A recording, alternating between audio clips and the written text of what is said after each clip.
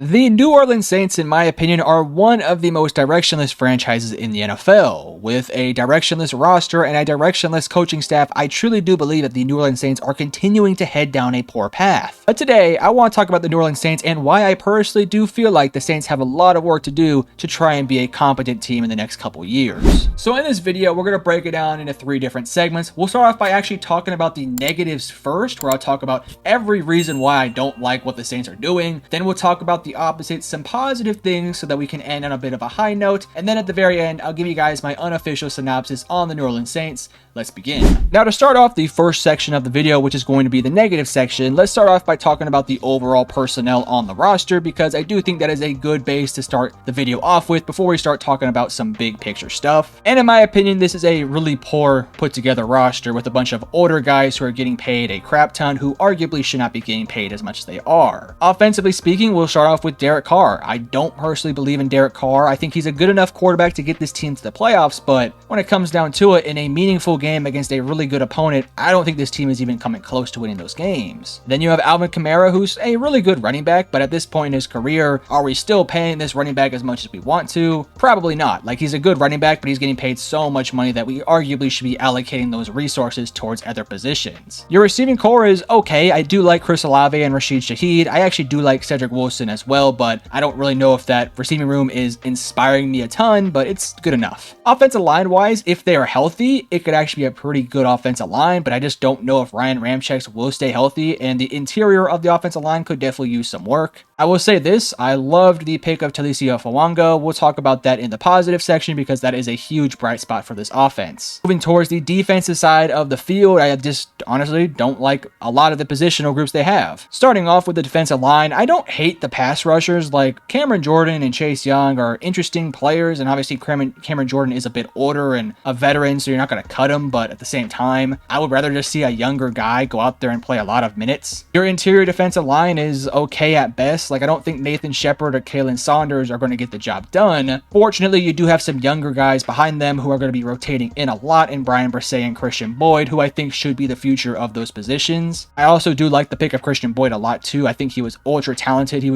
just so happened to go to a really small school, so he wasn't getting a lot of the attention. Your linebacking group is solid enough, but it's also a bit of an older unit. Pete Werner, Demario Davis, and Willie Gay, good enough to get the job done, but also not going to be around for the long-term future. Going back to the positives though, I do actually really like Jaylan Ford. He was one of my favorite linebacker prospects in this year's draft. Coming out of Texas, I thought he was super underrated. I hope that he actually can be a bright spot for this defense moving forward, but we'll just kind of have to wait and see. Your safety duo of Jordan Howden and Tyrann Mathieu is not moving the earth at all. I think that is a pretty poor safety room. Obviously, Tyrann Mathieu has been a legend in the league for quite some time, but at this stage in his career, he's definitely kind of falling off a tad bit. And I don't think Jordan Howden is the worst safety in the world, but I also don't think that he's much of a mover in the positive direction. I think he's just okay at best. Marshawn Lattimore, Kool-Aid McKinstry, Paulson Adebo, really good cornerback group. We'll see if they do decide to keep Marshawn Lattimore for the next couple years, but I still think that group is pretty solid all around. But moving off of the obvious personnel issues on this roster, let's go back to Derek Carr specifically, because I just do not understand why the Saints continue to stick around with this Derek Carr guy. I thought it was a mistake last year when they traded for him. I think it's even more of a mistake this year to not just straight up cut him. One, he's getting paid a crap ton of money to just be an average quarterback at best. As I said towards the beginning of the video, I feel like Derek Carr is good enough to get this team to potentially 8 or 9 wins, but when it comes down to it, do I think he's going to win a wild card game against a really good team? No way in hell. Do I think that Derek Carr is a top 15 quarterback? No. Do I think he's a top 20 quarterback? Probably not. Do I think he's below top 20? That's probably, I'd say, his sweet spot right there. I remember the days when people compared Derek Carr to Dak Prescott, and I think it's comical that those were ever any sort of conversations in this world, because honestly, Derek Carr has never really been a fantastic quarterback. He's had some good moments, but he's never been somebody who you expect to win a championship. That's just not his level of play. And for the New Orleans Saints to consistently try to believe in him and believe in this coaching staff, in my opinion, was a massive mistake. I know that trading him or cutting him is just not realistic with the current contract situation that he's on, but in my opinion, go out there and let some younger guy like Jake Haener or or Spencer Rattler play. Hell, give Taysom Hill the starting job. I don't care. Because at least those guys could at least develop into the starting quarterback position or be bad enough to get this team a top 5 pick. To me, that's kind of the issue I have with Derek Carr and just the general roster this team has. Because in my opinion, it's not a bad enough roster to be a bottom 5 team in the league. Like next year, I don't think they're going to be a 4-13 team next year. Like I just don't think that's going to be very realistic because they've put together a roster that's just good enough to be average. So it puts them in a situation where they either make the playoffs and lose in the first round or just barely miss the playoffs. So they're sitting around that 14 to 18 pick range, which means you're missing out on a lot of the generational talents that you would get had you had a top 10 pick. And that also does apply to the quarterback position. When you can't get those top 10 picks, you can't get those top 10 quarterbacks that you want to get. For example, this year's draft, we saw so many quarterbacks go in the top 12 that the Saints didn't even have a chance to get any of those guys. I would say they're actually pretty lucky that they got Spencer Rattler in the value that they did get him at.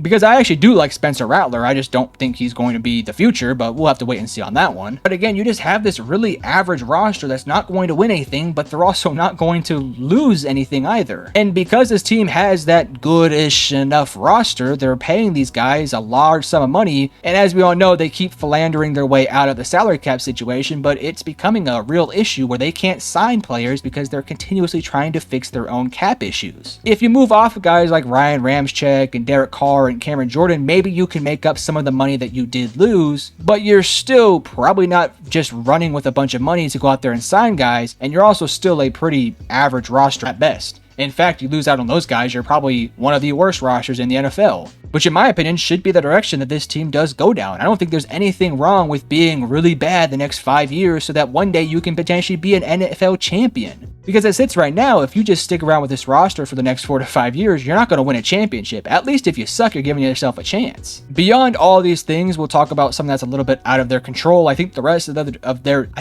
their division is starting to pick up their own slack a little bit. As we all know, the Atlanta Falcons should be a pretty good team this year, going out there and getting Kirk Cousins and surrounding him with a good offensive line, Bijan Robinson, a really good receiving and tight end room, and of course an overall decent enough defense to get the job done. I personally do believe that they will run away with the division because they're a really good and well put together roster. Then you have the Panthers, who probably won't be better than the Saints this year, but I think 3-4 years down the line, if Bryce Young and those young guys can step up to the plate, that should be a pretty fun roster down there in Carolina. Especially if their head coach does come in and does really change things, Carolina could be a really fun team next year. Then you have the Tampa Bay Buccaneers, who are kind of in a similar situation with the Saints, but at least with the Buccaneers, they aren't paying Baker Mayfield a shit ton of money like they are with Derek Carr.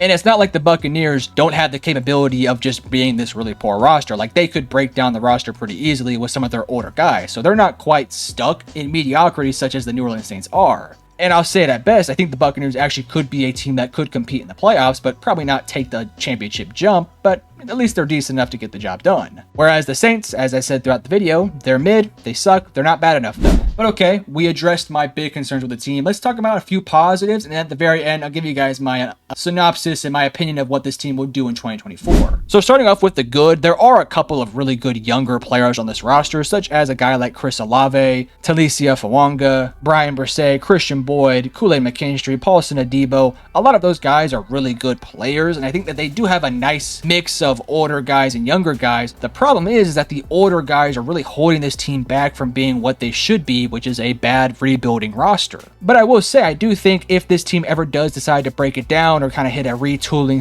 / rebuilding process, they do have a lot of really good cornerstone pieces to build around. Again, Chris Olave is one of those top wide receivers that I do think can be a really good wide receiver 1, or hopefully at best maybe a really great wide receiver 2, and one day you can get that overwhelming dominant receiver 1 such as like a CeeDee Lamb or an AJ Brown type of guy. But if not, I think Chris Olave is a really good receiver 1 regardless. Talicia Fawanga was one of my favorite players in this year's draft. There was a long period of time where he was my number 1 tackle in this year's draft before I ended up going back to Joe Alt as my number 1 guy, but I just think that Talicia Fawanga is such a dominant run blocker and pass protector. I think he's going to be really good for the Saints team for quite some time. Defensive line-wise, I talked about Brian Bresee and Christian Boyd. I think those two guys should be the cornerstones of that defensive line moving forward. I think that Brian Bresee and Christian Boyd should easily get over 60 to 75% of the snaps next year. Let those guys develop. Let those guys play. They have so much talent to work with. As I mentioned earlier, I really like Jaylan Ford. I don't know how much playing time he'll get. I really hope he gets a lot of playing time because I think he's a really talented and really good player. I don't think he'll ever be a top 10 linebacker, but I think he could be at least good enough to get the job done. And then, of course, Paulson Adebo and Kool-Aid McKinstry are two really awesome cornerbacks. I was really shocked that Kool-Aid did not go in the first round, and I think it was a fantastic pickup for the Saints team. And let's go back to that quarterback position and talk about Spencer Rattler. In my opinion, he should be the starting quarterback for this team next year. Will he? No. Should he? Yes. He's young, and he actually does have a little bit of talent. This was somebody who was thought to be a generational talent coming out of high school. We all know how it went down in Oklahoma, where there were some immaturity issues and there were some problems with him being the starter. But regardless, there's so much talent there, and I think as a character and as a human being, he's developed and he's become a much more mature